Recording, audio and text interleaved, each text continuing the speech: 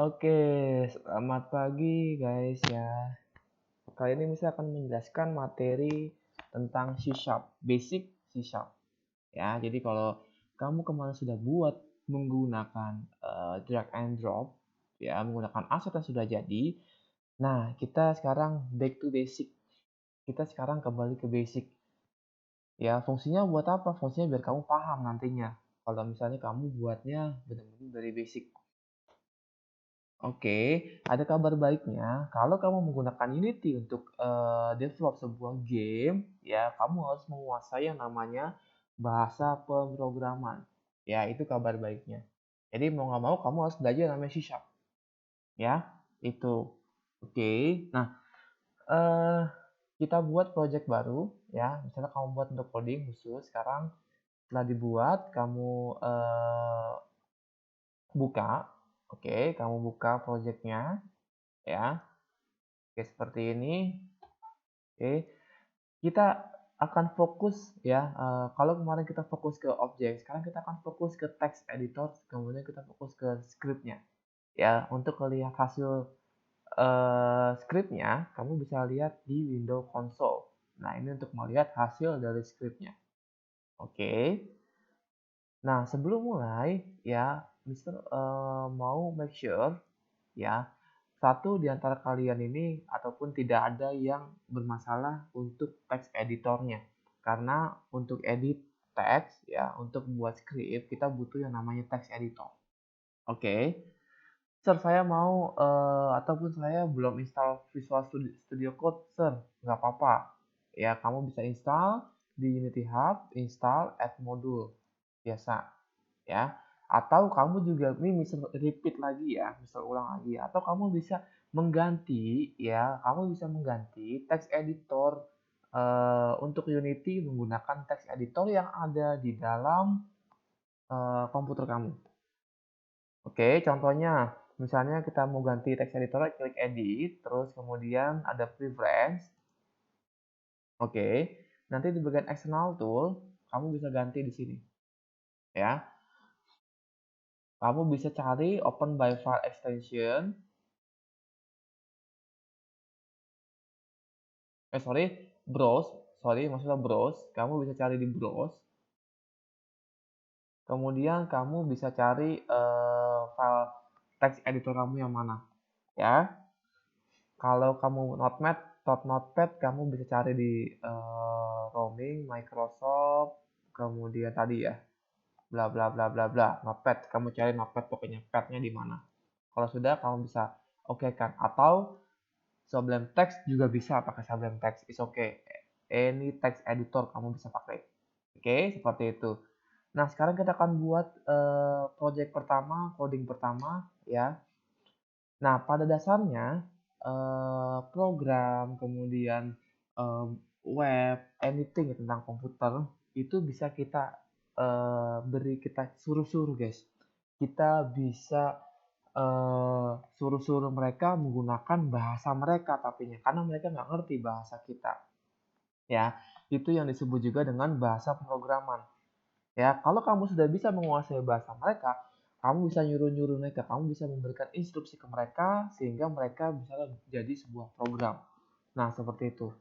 Nah, jadi program itu apa, Sir? Jadi program itu adalah kumpulan instruksi sehingga membentuk suatu tujuan.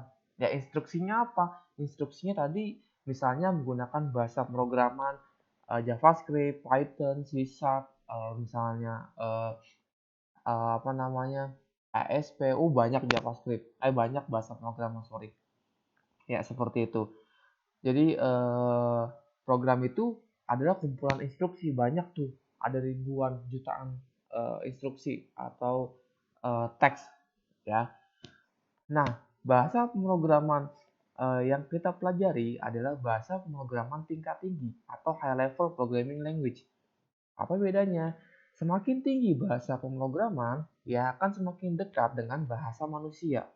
Oke, semakin tinggi bahasa pemrograman akan semakin dekat dengan bahasa manusia, yang artinya akan semakin mudah dikuasai oleh manusia. Nah, yang akan kita pelajari itu adalah bahasa pemrograman tingkat tinggi.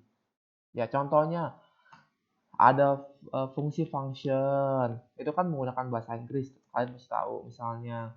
Atau misalnya if, misalnya for, misalnya else, ya itu kan menggunakan bahasa manusia semuanya, ya. Menggunakan bahasa Inggris. Sir, yang bahasa Indonesia ada nggak? Yang bahasa Indonesia juga ada, kamu cari. Ya, bahasa pemrograman menggunakan bahasa Indonesia itu ada. Ya, dia orang Indonesia, misal lupa siapa yang buat, ada yang develop. Oke. Terus ada yang namanya low level programming language, itu bahasa pemrograman paling rendah, tingkat rendah. Semakin rendah bahasa pemrograman, semakin dekat dengan bahasa mesin. Contohnya adalah bahasa biner, ya kayak 001, 01, 001, 0000 itu. Kita kan makin nggak ngerti tuh, ya. Itu bahasa biner, semakin dekat dengan bahasa mesin. Ya, nah yang kita pelajari sekarang adalah C# atau High Level Programming Language. Nah, C# sendiri itu banyak fungsinya. Salah satunya adalah untuk making the game. Nah, di Unity kebetulan sekarang menggunakan C#. Kemarin beberapa versi lama ataupun beberapa tahun yang lalu sempat bisa menggunakan JavaScript. Oke, sampai sekarang kalau kamu menggunakan Unity versi terbaru, kamu hanya bisa menggunakan bahasa pemrograman C#. Oke, seperti itu. Nah, kita akan belajar bahasa pemrograman. Tadi Mister sudah berikan sedikit statement. Jadi program itu adalah kumpulan instruksi. Nah, sama. Kalau kamu buka Unity, kamu nanti akan pelajari kumpulan-kumpulan instruksi atau kumpulan fungsi dari C# itu seperti apa. Nah, komputer, program, itu harus dikasih instruksi yang spesifik, guys. Nggak bisa kamu kasih instruksi itu yang tidak spesifik, tidak detail, dan tidak terstruktur. Dia harus terstruktur dengan baik. Jadi algoritma itu instruksi yang terstruktur dengan baik. Ya, alurnya. Jadi kalau kamu mau membuat program, kamu harus memberikan instruksi yang terstruktur, spesifik, alurnya, step by step-nya. Ya, kalau contohnya misalnya, kalau ngomong sama manusia, itu akan ngerti, tolong ambilin makan dong. Nah, dia akan langsung ambilkan Mister makanan. Nah, kalau misalnya Mister ngomong dengan komputer atau dengan program, itu harus spesifik, tolong ambilkan makanan dong. Dia akan tanya, makanan jenis manis atau makanan jenis asin. Oh, jenis manis, oke, manisnya apa? Jenisnya coklat, keju, atau apa? Misalnya, dia harus spesifik. Nah, kalau perempuan senang kalau dikasih kode-kode. Kalau program nggak bisa digituin, guys. Harus jelas, harus spesifik. Ya, seperti itu. Nah, contohnya apa? Contohnya misalnya instruksi untuk membuat Indomie. Nah, coba kalian buat instruksi ataupun algoritma membuat Indomie. Ya, contohnya misalnya siapkan panci, siapkan Indomie, siapkan piring, kemudian taruh air di dalam panci, kemudian taruh panci di atas kompor, kemudian nyalakan kompor, tunggu beberapa saat sampai dengan air mendidih, kemudian masukkan mie ke dalam air mendidih, kemudian tunggu beberapa menit, kemudian setelah matang masukkan bumbu ke dalam piring, kemudian tiriskan mie, masukkan mie ke dalam piring, ya kemudian aduk-aduk, kemudian siap dimakan. Itu kan contohnya. Nggak bisa kamu buat instruksinya misalnya, oke, siapkan Indomie, kemudian masukkan Indomie ke dalam kompor, kemudian masukkan kompor ke dalam piring, kemudian kamu masukkan piring ke dalam bumbu. Nah, itu kan jadi berantakan. Nah, itu yang disebut nanti apa namanya, banyak error ketika kamu buat program yang logikanya salah, ya. Mungkin kamu benar nulis programnya, tapi kalau misalnya logikanya salah, maka kan si komputernya akan bingung mengeksekusinya. Yang terjadi ada bisa error atau misalnya jadi lama jalan programnya. Nah, seperti itu. Nah, di bahasa pemrograman ada macam-macam jenisnya. Ada yang namanya variabel, ada yang namanya kondisi, ada yang namanya array, ada yang namanya function, ya, dan lain-lain. Kita sekarang fokus belajar yang namanya variabel. Nah, kalau di matematika ada variabel kan sama. Di bahasa pemrograman juga ada yang namanya variabel. Jadi fungsi variabel itu buat apa? Fungsi variabel itu tempat untuk menyimpan suatu data ya dengan tipe data tertentu, dengan tipe data yang spesifik. Ingat, spesifik tipe datanya itu harus jelas. Ya. Jadi kita mulai belajar dulu yang namanya variabel. Variabel itu tempat untuk menyimpan data ya dengan spesifik tipe datanya. Maksudnya apa, Sir? Misalkan menganalogikannya, ya, misalkan menganalogikannya menjadi sebuah rak baju. Oke, sebuah rak baju di sini ada rak baju dengan 3 laci. Apa ya kalau disebutnya laci atau apa ya kalau kalian ya? Ya, laci pertama ada tempat untuk menyimpan baju main. Laci kedua ada tempat untuk menyimpan baju sekolah. Laci ketiga tempat untuk menyimpan hoodie jaket. Nah, di sini kamu menaruh bajunya itu sesuai dengan fungsi kan. Nggak bisa kamu naruh bajunya di berantakan. Ya, kamu taruh sesuai dengan fungsinya masing-masing. Sama dengan variabel seperti itu. Kamu taruh variabel sesuai dengan fungsinya, sesuai dengan tipe datanya. Di variabel ataupun di bahasa pemrograman, ya kalau tadi ada fungsi baju main, sekolah, hoodie jaket. Nah, kalau di variabel ada beberapa tipe data, ya masing-masing tipe variabelnya, tipe datanya. Yang pertama ada yang namanya number atau integer kita sebutnya. Ya, contohnya angka asli biasa 1, 2, 3, 4, 5, 6 sampai seterusnya. Terus ada yang namanya float atau desimal. Ya, ini angka desimal. Contohnya 3,14, 12,5, 3,7, bla bla bla yang koma-komaan. Oke. Terus ada yang namanya string or text. Ya, jadi di sini kalau kamu mau buat variabel dengan jenis teks, kamu jangan lupa taruh tanda kutip. Ya. Ya, ini untuk jenis variabel teks tanda kutip. Kita butuh yang namanya tanda kutip. Oke. Terus ada yang namanya boolean, ini true or false. Ya. Kemudian ada yang namanya game object. Misalnya kamu mau naruh cube, mau naruh square, mau naruh prefabs, itu bisa ditaruh di dalam variabel game object. Ya. Nah, penulisan variabel sendiri itu ada formatnya. Ya. Kalau di Kalau di C# di Unity, penulisannya yang pertama adalah tipe variabelnya. Sorry, ini warnanya merah. Tipe variabel ya, atau jenis variabel ya. Di sini mesti tulis jenisnya. Kemudian jenis variabelnya apa nih? Kemudian ada yang namanya tipe variabel, tipe datanya. Ya. Tipe datanya apa? Apakah number, apakah string, text, or boolean. Kemudian baru di sini nama variabel. Kemudian setelah nama variabel sama dengan di sini isi variabel.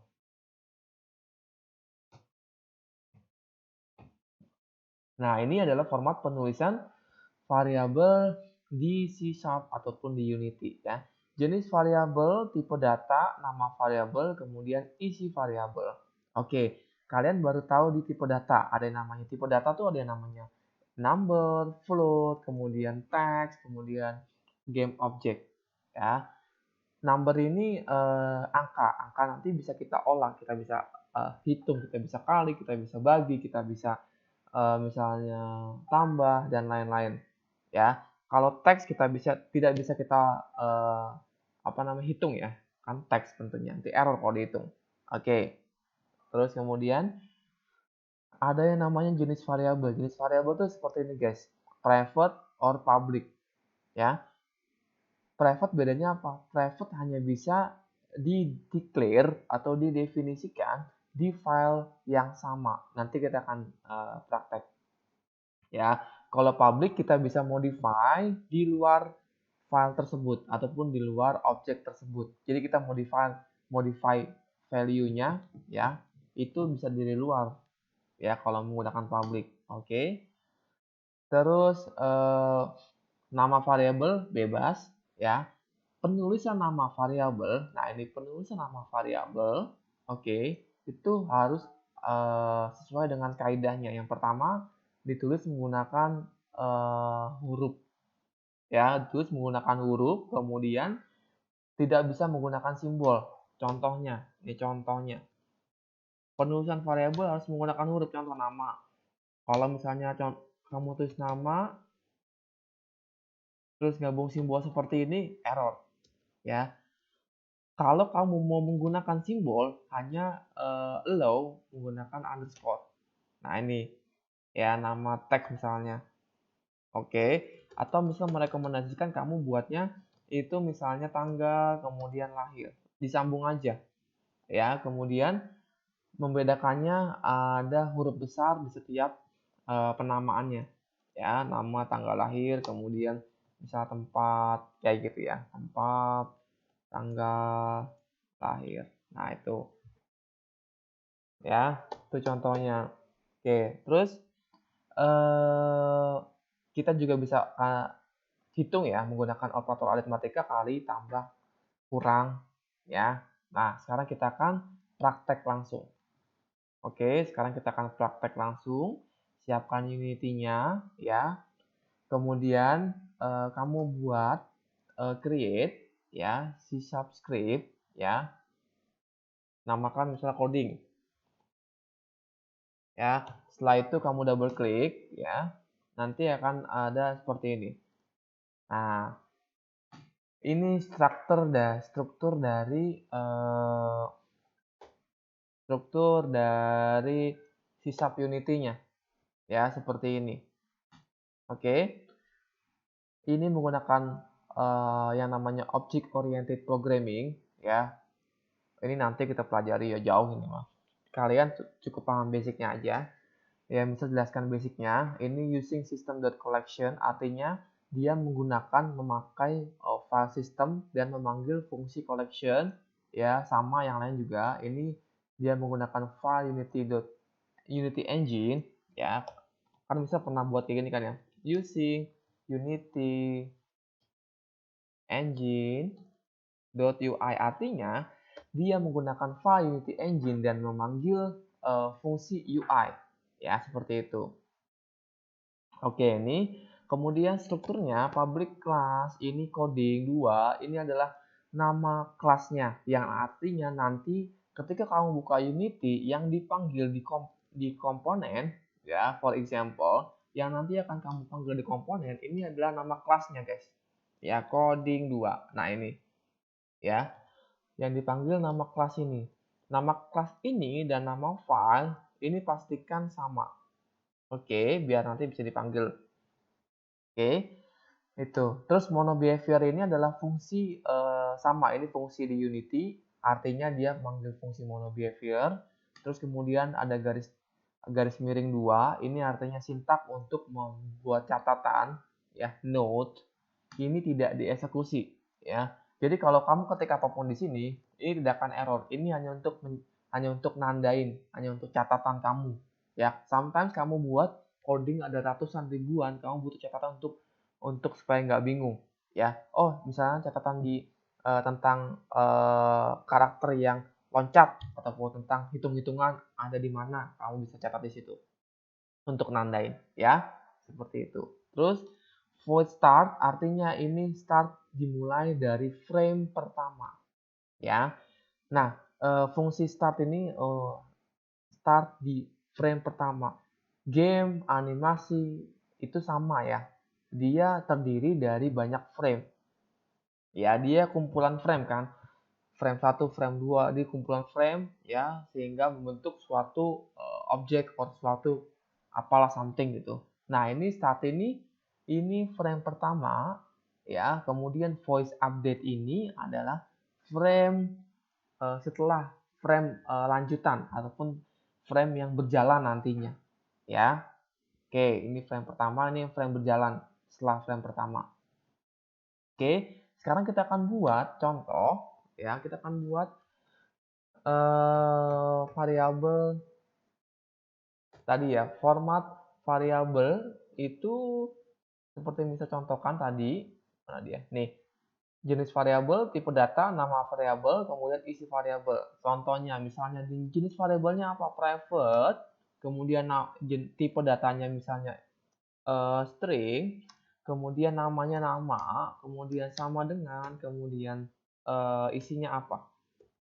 Misalnya isinya namanya di sini Jojo. Kemudian kita buat variabel kedua public integer nilai sama dengan atau nilai 1 sama dengan 20. Public integer nilai 2 sama dengan 30. Oke. Kamu lihat di sini kita buat variabel dengan jenis variabel private yang tipe datanya adalah string atau text ya, dengan nama variabel adalah nama yang isinya adalah Jojo. Oke, seperti itu ya. Nah, private ini hanya bisa kita panggil ataupun kita declare di sini doang guys, di file ini. Beda dengan public. Public ini nanti bisa kita declare kita bisa modify value-nya di luar file ini. Ya, itu bedanya. Oke. Sekarang kita akan coba panggil ataupun kita akan declare variabel yang sudah kita buat. Ya, kita butuh fungsi. Kemarin misalnya sudah menggunakan debug.lux. Sekarang kita akan coba menggunakan fungsi untuk mencetak ya, menggunakan print. Oke, print. Kemudian, nah guys, print kemudian kita panggil nama variabelnya. Seperti ini, ya. Misalnya tambahin teks deh. Nama adalah plus. Oke, Mister masukkan fungsi print cetak yang isinya adalah namanya atau nama gini aja lah. Nama sama dengan ya.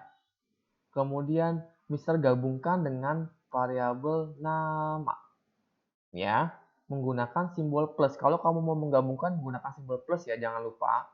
Oke, terus karena Mister hanya menampilkan teks, maka Mister menggunakan kutip. Ingat, kalau mau menampilkan teks, kamu butuh yang namanya kutip 2. Oke, seperti ini. Ya. Oke, Mister menggunakan fungsi print untuk mencetak teks nama, kemudian Mister gabungkan dengan variabel nama.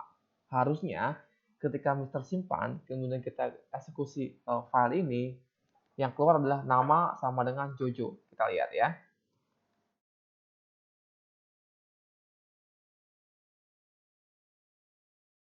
Oke, ini kita hapus dulu. Kita tadi buatnya di coding 2. Sekarang jangan lupa, kalau kamu mau menampilkan script, jangan lupa objeknya. Buat aja yang kosong ya. On empty ya. Create empty, kemudian namakan coding misalnya.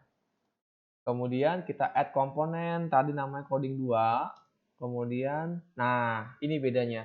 Kalian bisa lihat, di sini kalau public kita bisa ubah value-nya. Lihat di sini 20, 30 kita bisa ubah jadi 10 misalnya ataupun jadi 700. Nah, itu bedanya public.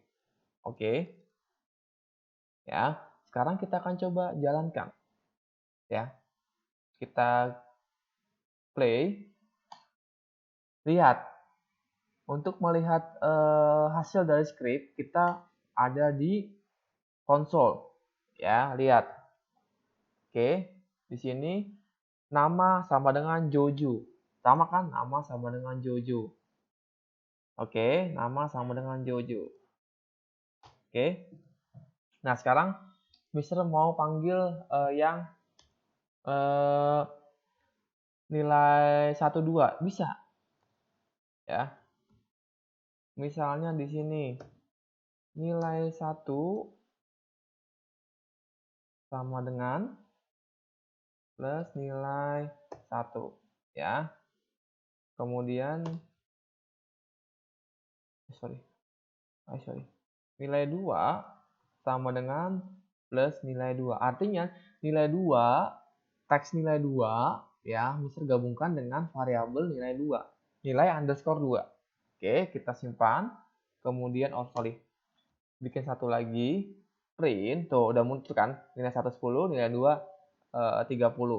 Sekarang Mister bikin satu lagi untuk menjumlahkan. Kita juga bisa mengolah ya menggunakan fungsi operator aritmatika ataupun fungsi matematika. Kita kali misalnya.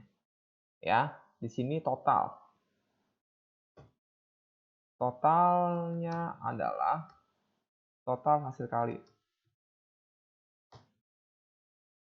Nah, oke.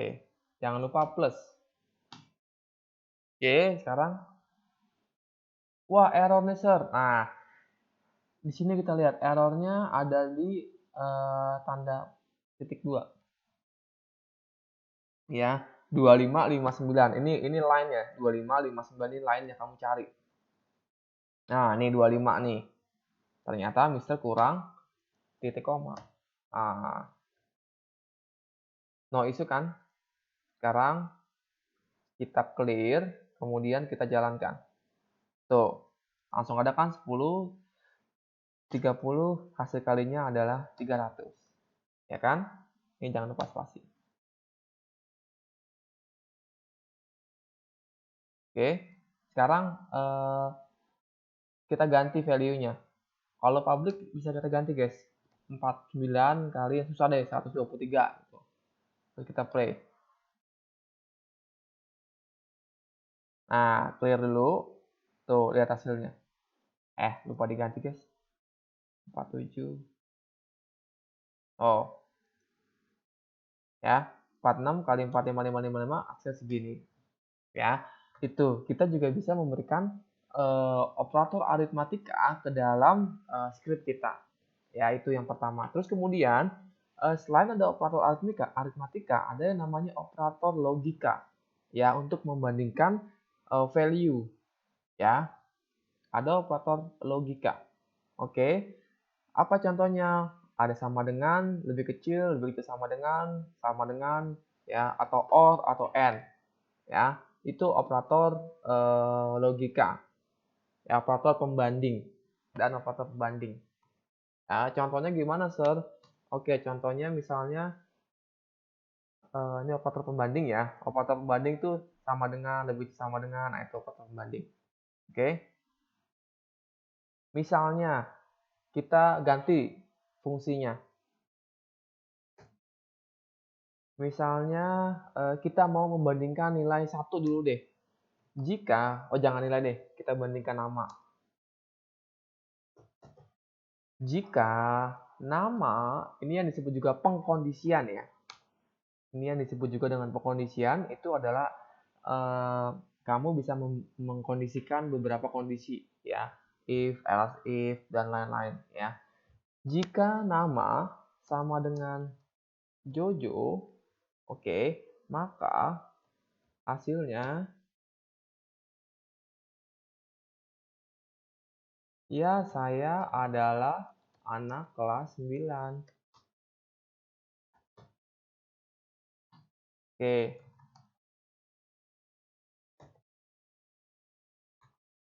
Oke, print selain itu saya bukan anak kelas 9. 9F misalnya lah. Nggak ada kelas 9F. Ini kita jadikan public biar bisa kita edit. Oke. Sekarang kita save. Sekarang kita lihat. Nah, jangan lupa ini. Oke. Sekarang save. Add. Sekarang kita stop dulu. Ya, kita clear. Sekarang kita lihat. Nah, tuh Jojo kan. Sudah, sekarang kita play lagi. Benar nggak sih Jojo ini? Oh, ya saya adalah anak kelas 9F. Coba kalau misalnya Mister rubah di sini namanya Banu. Tuh, saya bukan anak kelas 9F. Nah, itu adalah contoh penggunaan dari operator pembanding atau operator logika. Ya, seperti itu. Kita save. Kemudian, oke. Bisa juga menggunakan else if. Ya, misalnya else if oke, ya, kita bisa menggunakan kondisi selanjutnya, ya. Else if, ya, jika nama sama dengan Jojo, maka saya adalah anak kelas 9F. Atau jika nama, ya, sama dengan misalnya di sini, bisa buat sama dengan misalnya Banu, ya, kita buat nih Banu jadi kelas 9F. Ya, saya adalah temannya adalah teman dari Jojo anak kelas 9F, ya. Atau jika misalnya di sini kita buat lagi, atau jika variabel nama sama dengan di sini misalnya Cici, ya. Oke, kita akan buat fungsinya lagi, print. Kemudian iya, saya adalah pacar dari Joko, ya. Oke, selain itu semua, ya, selain itu semua kita print, kemudian kita lihat saya bukan anak kelas 9F dan bukan siapa-siapa. Nah, oke. Oke, kita simpan, kemudian kita lihat hasilnya, ya. Oke, kita lihat hasilnya. Kita play. Ya, saya adalah anak kelas 9F karena di foto Jojo ya. Sekarang kalau misalnya ubah jadi Banu, dia siapa deh? Tuh, saya adalah teman dari Jojo. Ini pakai kondisi selanjutnya, kondisi yang kedua. Terus kalau misalnya kita ganti Cici, tuh, saya adalah pacar dari Joko. Terus kalau misalnya kita ganti di sini misalnya Alek. Oh, Alek ini ternyata bukan siapa-siapa. Nah, itu yang disebut juga dengan pengkondisian menggunakan if else, ya. Itu contoh pengaplikasiannya. Kalian juga bisa selain menggunakan sama dengan 2, kita juga bisa menggunakan misalnya buat kita ganti nilai lebih kecil dari 80 gitu. Kemudian di sini apa gitu misalnya. Ya, itu fungsinya. Jadi ada operator logika, ada operator aritmatika, ada operator pembanding. Oke, ini. Nah, ya operator pembanding. Oke. Cukup dulu sampai di sini untuk pertemuan pertama kita, ya, mengenai konsep bahasa pemrograman, kemudian juga mengenai variabel, kemudian mengenai pengkondisian. Nanti bisa akan berikan catatan ke dalam Google Classroom, ya, apa aja fungsi yang ada di dalam Unity. Oke guys, terima kasih dan bye-bye.